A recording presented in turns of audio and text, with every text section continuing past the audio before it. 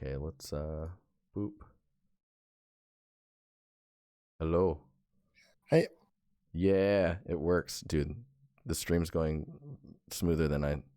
Maybe I'm speaking too soon, and we're gonna screw it up. No. How are you doing? I'm doing pretty fine. I'm focusing on the stream. Oh yeah. Hmm. It is your turn, sir. Would you like to introduce yourself? Yeah, my name is Toby. I'm coming from Germany. Um, I'm a self-learned 3D artist, so I started learning 3D like 4 years ago. 4 years? Oh, nice. Yeah, Okay. Yeah, I'm noticing you've got just like first glance, it's a lot of materials, some ArtStation noise effects, uh, and some weapon props. Dang, yeah. this freaking dragon katana thing's crazy. Oh yeah, I'm very proud of that one. So what is Sky Oblivion? It's actually a volunteer mod project, um, where we do the entirety of the Elder Scrolls 4 Oblivion in the Skyrim engine as a free mod. Oh wow, how is that done yet? Or is that like No, it still takes a lot of time. yeah? So it looks like you're making materials and weapons for it. Yeah. Awesome. Is it so when you're going through that, are you looking at like, okay, this is so right now we're looking at the mountain rock that was Mhm. done 10 months ago.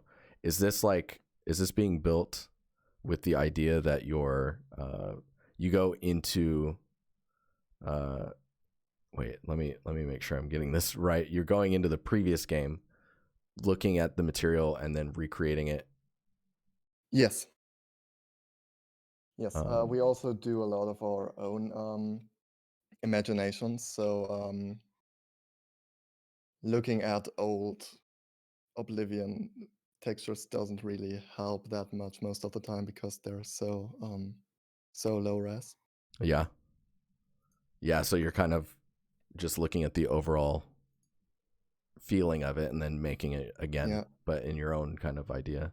Yeah. So we're going with kind of a realistic approach to it, so that it doesn't feel out of place, but still a bit fantasy-like. Nice. How long are you taking on these materials? I guess some of them are Mm. a little bit more unique than others. Oh yeah, it takes from I don't know, from an hour to 5. That's cool. Um, are you so you said you've been doing 3D for 4 years. Are you like so right now you're doing this mod. Are you going through school or anything like that right now? No, I'm doing freelance. Nice. Yeah, because I'm looking at this stuff and I'm just like trying to figure out right now these materials, at least like the older ones. Some of the more recent ones are looking better, but the older ones you can tell like it feels like you're still learning how to utilize Substance Designer. Oh yeah, Substance Designer is such an advanced and complex program because Yeah, you yeah, can do so much with it. So I think I won't be, or it is a lot to learn. yeah, yeah, yeah. I mean, the stuff looks pretty cool. Is the engine? It's not PBR, is it? No, sadly, it's not. Or are they even using displacement? No, not at Oh all. man. Okay, so you're quite Parallax. limited. They're using parallax. Okay, interesting. Dang, that's yeah, that's some limitations. Because so what I would actually suggest doing is like while you're doing the mod pass, right, and you're getting those into the into the game, Mm. um, it looks like you are doing displacement on your materials to try and show them off best. Like the wine grapes material is pretty cool. Um, with this material, I would say the grapes aren't really they don't really have the subsurface properties that you're expecting them to have, like where the light is passing through them. Oh yeah, when I did those, I didn't really know how to do subsurface. Oh man, so So you're like, okay, I see, dude, this is crazy. Okay, so 10 months ago, you're in Substance Designer, and then I mean we get to this like Katana. Is this is just personal stuff versus Yeah, the this is mod? personal. Because this is clearly like, I mean, I remember us. Didn't we look at this on a Discord critique? Yeah. Yeah, because this is crazy. Like it looks so much. It looks like all of a sudden. I mean, it's like the Matrix, and you knew kung fu all of a sudden. Um, because the materials on here look really good, and the way you're getting surface detail on here. How high res is the texture on this? 4K everything. So it's just everything is in a single 4K. No, I have a couple of texture sets actually. Oh, I see. Okay. So is it like how's it set up? Like how's it separated? It's actually separated very chaotic because the final product was actually just a texturing try, Hmm. and then I liked it so much that I just took it. Dude, that's crazy. So Yeah, the renders look really nice. thanks. And just the close up, like the attention to detail is just kind of crazy. So it's really good. How did you go about with the blade? Oh, so I straightened the UV for the blade because those blades are usually bent. Hmm. So it wouldn't help if you do streaks and then they suddenly just go straight across the surface. Yeah. Um, then I used a couple of metals, mainly like the tempered steel from Substance Source as a base. Um, and I used a lot of filters to get this edge. So mainly a Perlon noise warp filter Yeah, to get this and a banding. directional blur. Oh, it's super cool, man.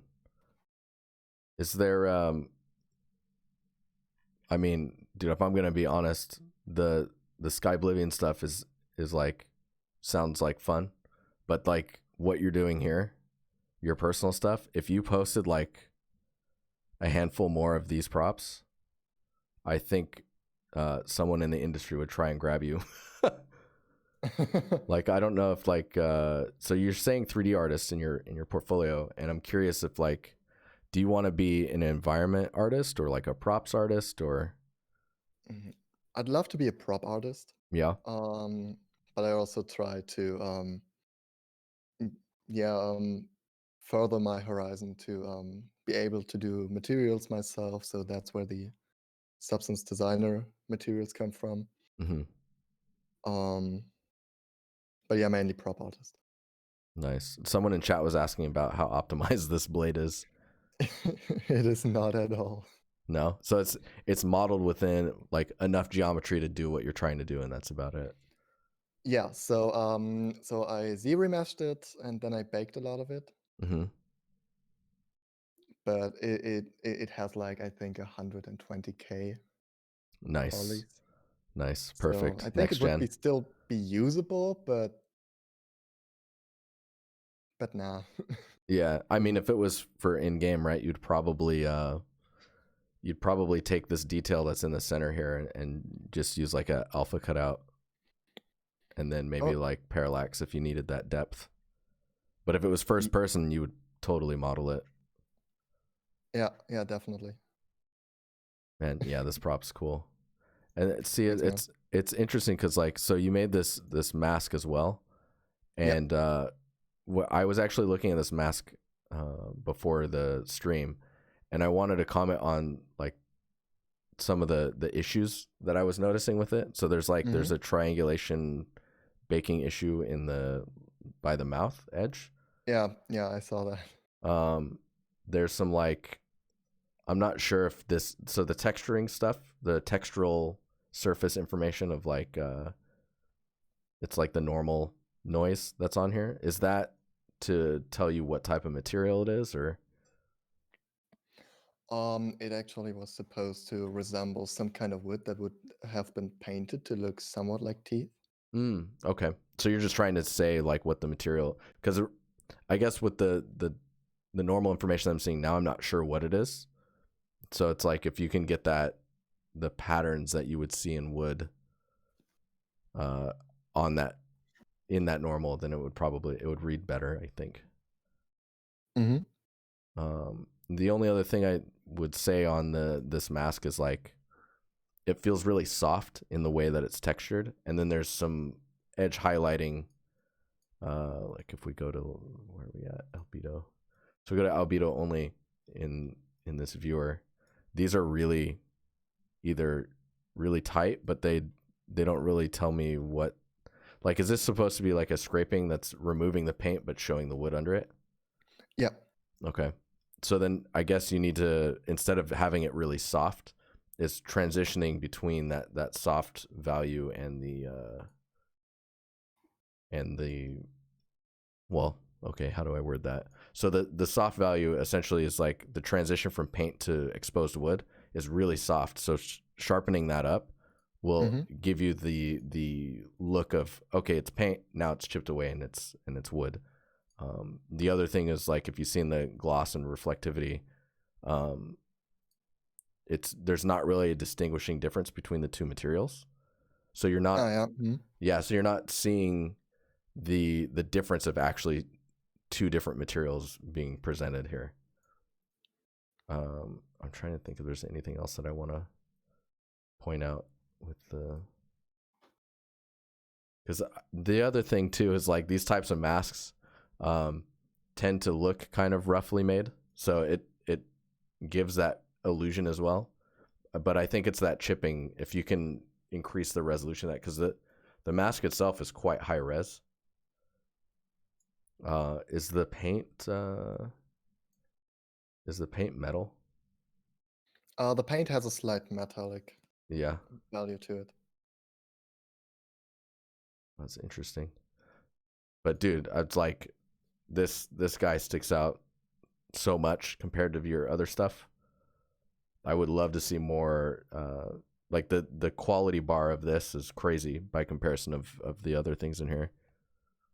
Oh yeah, I've taken a lot of time for it. Mm. I don't know how. I just saw it in chat from Jay Lee. In this viewer, you've got reflectivity and then gloss, right? So in your reflectivity, is everything have like a little bit of a metal value to it? Is that like what I'm reading through this and through the gloss values? Actually, I don't. So the eye Mm-hmm. and the golden parts have more metallic value to them Yeah. than the paint, because I wanted to have this look like somewhat of gold, or goldenized. Yeah. Yeah, like a gold paint. Yeah. Like what is it? Gold fleck or flake, I think is what it might be called. But Yeah, somewhat like that. cool. Yeah, I just figured I'd ask that just cuz it was brought up in chat a little bit. So yeah, the roughness is or the gloss, I guess, is very uniform, and that was the thing that was coming up a lot in chat, as well as like kind of what I was pointing at. I'm so not familiar with spec gloss Oh, me or neither. like reflectivity and gloss. So whenever I read these, I get kind of confused as to like what I'm looking at.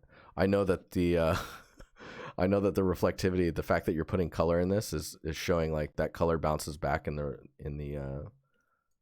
reflection of the material. But I guess would you be using black in the reflectivity if you didn't want it to look like metal? Or does it not work like that? I'm so lost in that stuff. Reflectivity is just a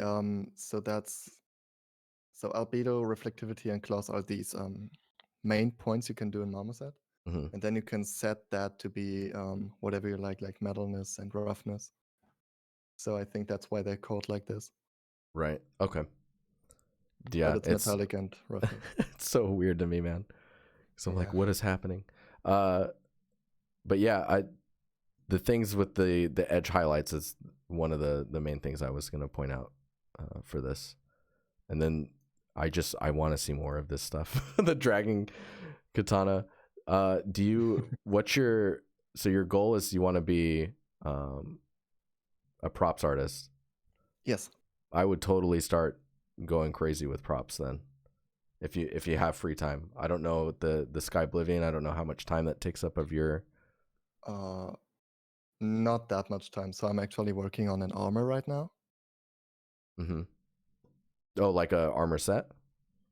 Like a complete armor. Okay. So from top to bottom. Right, so it's like the helmet and the okay. Yeah, so for personal stuff, not for Sky Oblivion. Oh, really? Have you posted that anywhere? No, it's still I'm still stuck at the helmet. Right. Yeah, I guess when you're approaching that, blocking out the entire set, the armor set, and getting all of the pieces in place, would be really, that would help you a ton when it comes to that. Because then if you feel like you're getting stuck on the helmet, like, because I don't know what the process is that you go through right now, but currently, or what I would suggest is you block out the entire armor set, and then you go through and start doing the high poly of each of the pieces if you're going to do a high poly, and then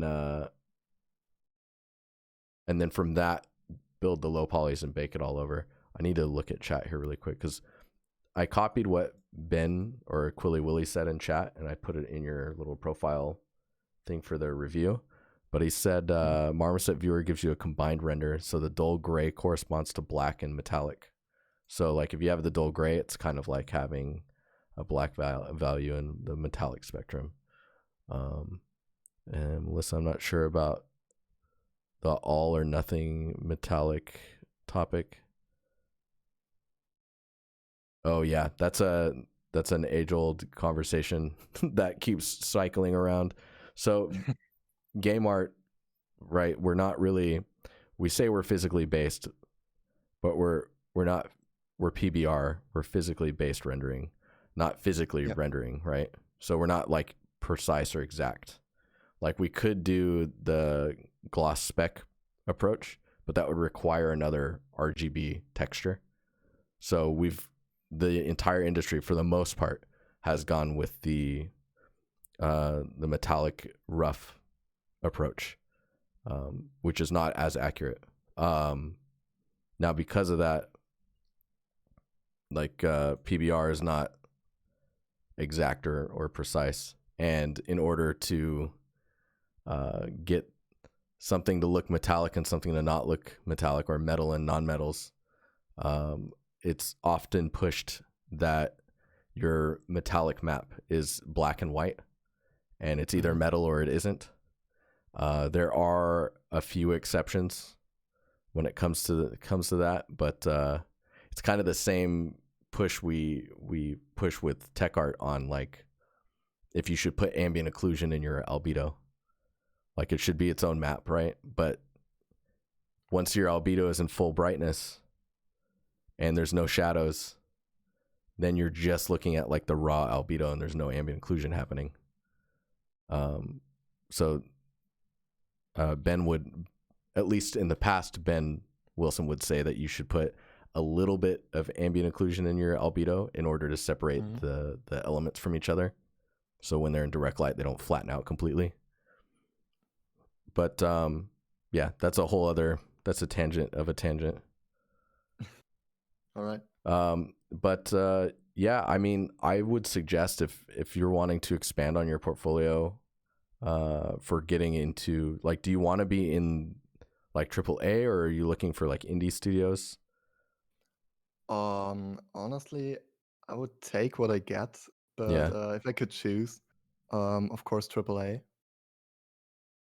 Okay. Yeah.